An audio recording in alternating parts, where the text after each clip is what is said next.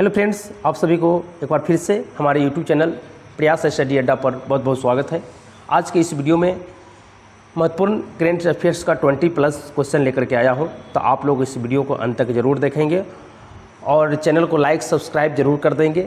जो भी प्रश्न मैं लाया हूँ वह 71वीं BPSC हो गया या BPSC शिक्षक भर्ती TRE 4.0 हो गया, बिहार SSC हो गया, बिहार दरोगा, बिहार पुलिस से, और सेंट्रल गवर्नमेंट की एग्जामिनेशन की बात करें तो जैसे SSC, CGL, CHSL, MTS या फिर रेलवे का group D, under graduate NTPC का एग्जामिनेशन, ये सभी एग्जामिनेशनों के लिए काफ़ी महत्वपूर्ण है। तो आप लोग इस वीडियो को अंत तक जरूर देखेंगे और एक एक प्रश्न को देखते और समझते चलेंगे और याद जरूर रखेंगे, क्योंकि सभी एग्जामिनेशनों के लिए जो है ना, जो मैं प्रश्न का कलेक्शन लाया हूँ वो काफ़ी महत्वपूर्ण है। और चलिए देखते हैं आज का जो पहला प्रश्न है जो आपके स्क्रीन पर दिख रहा है। वो प्रश्न है कि हाल ही में आयोजित की गई चैंपियन ट्रॉफी 2025 में प्लेयर ऑफ द टूर्नामेंट का खिताब किस खिलाड़ी ने जीता है।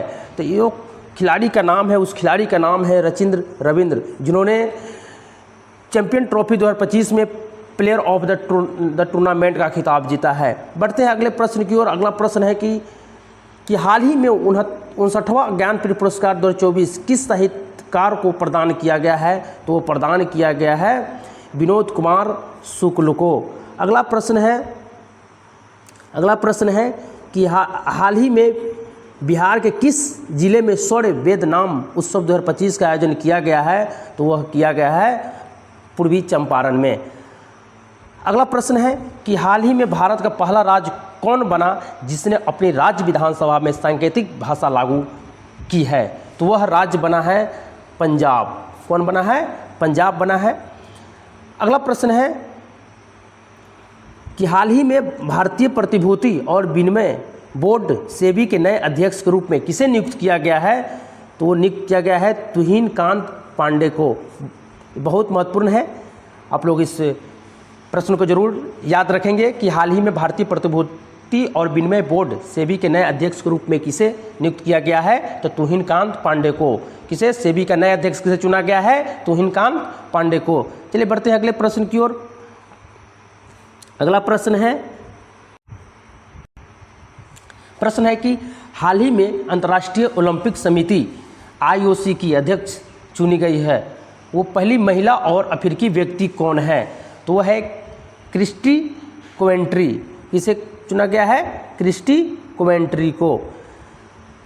अगला प्रश्न है कि हाल ही में जारी विश्व खुशहाली रिपोर्ट 2025 में भारत की रैंकिंग क्या है। तो भारत की रैंकिंग है 118।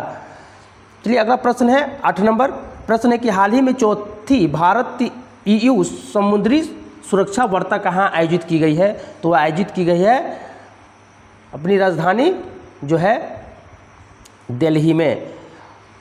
और इम्पोर्टेंट बात है कि देख लेंगे कि भारत EU समुद्री सुरक्षा वार्ता कहाँ की गई है। तो नई दिल्ली में। कब की गई है?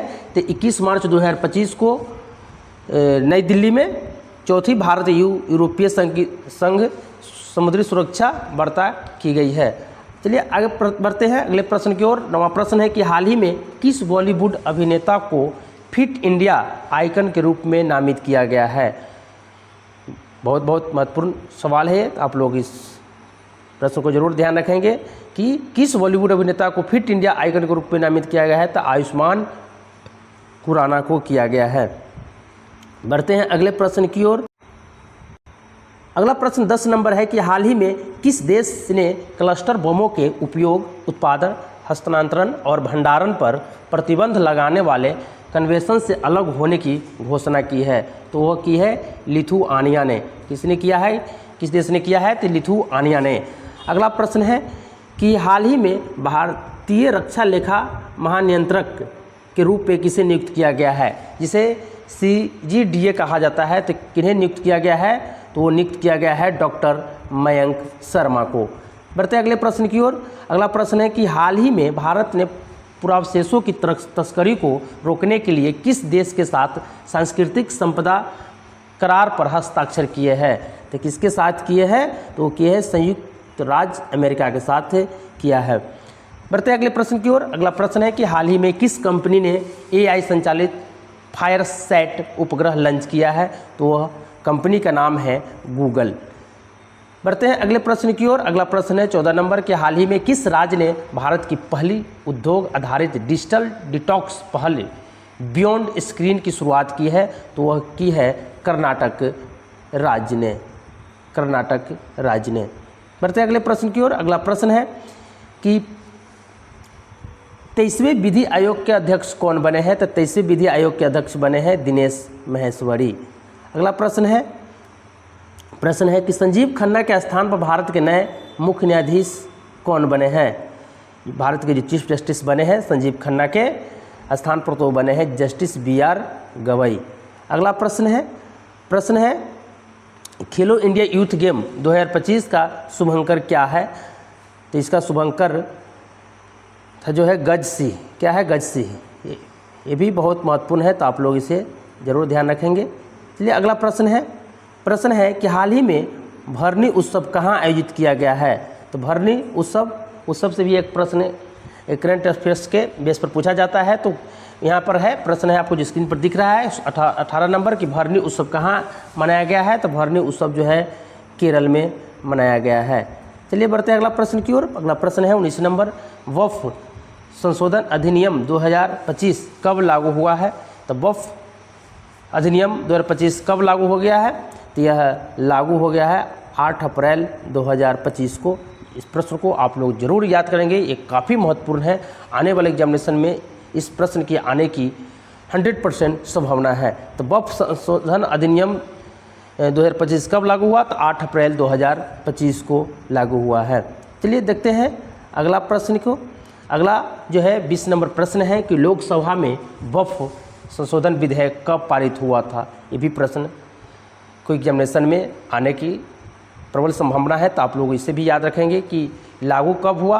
तो आपके 8 अप्रैल 2025 को। इसके लिए विधेयक कब लोकसभा में लाया गया था?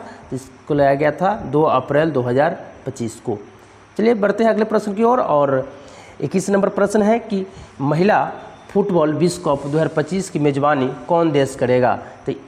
तो महिला फुटबॉल विश्व कप की मेज़बानी जो है ना, ये ऑस्ट्रेलिया और न्यूजीलैंड दोनों संयुक्त रूप से करेगा। और इस फुटबॉल का महिला फुटबॉल विश्व कप कब से शुरुआत हो रहा है? तो आपके जो है 25 का, तो 20 जुलाई 2025 से 20 अगस्त 2025 तक चलेगा।